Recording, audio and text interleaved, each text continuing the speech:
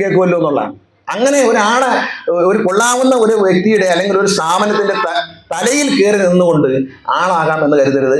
ഈ കണ്ടുകൊണ്ട് നിൽക്കുന്നവർക്കറിയാം ഇത് മൈക്കാണ്, ഇതിന് വലിയ കാര്യമൊന്നുമില്ല, നാളെ അഴിച്ചു മാറ്റും എന്നവർ ഇറക്കണ്ട.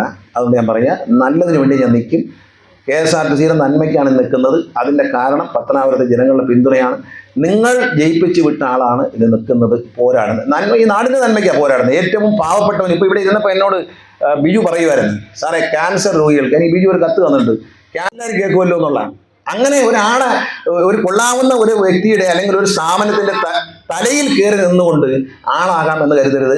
ഈ കണ്ടുകൊണ്ട് നിൽക്കുന്നവർക്കറിയാം ഇത് മൈക്കാണ്, ഇതിന് വലിയ കാര്യമൊന്നുമില്ല, നാളെ അഴിച്ചു മാറ്റും എന്നവർക്കറിയാം. ഈ തെങ്ങിന്റെ മേളിൽ, ഈ പള്ളിയുടെ അപ്പുറത്തേക്കുന്ന വലിയ തെങ്ങിന്റെ മേളിലോട്ട് ഒരു മൈക്ക് വെച്ച് കെട്ടിയിട്ട് എന്ത് തോന്നിയാസം പറഞ്ഞാൽ ഇത് അഴിച്ചുകൊണ്ട് പോകും എന്ന് മനസ്സിലാക്കണം.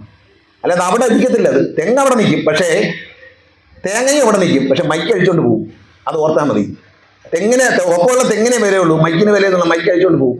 അതുകൊണ്ട് ആവശ്യമില്ലാതെ എന്തെങ്കിലും കണ്ടാലുടനെ ആളുകളെ അങ്ങ് വിമർശിക്കുക, അങ്ങ് കളിയാക്കുക. ഇതൊക്കെ നല്ലൊരു ശീലമല്ല നമ്മുടെ സമൂഹത്തിന്.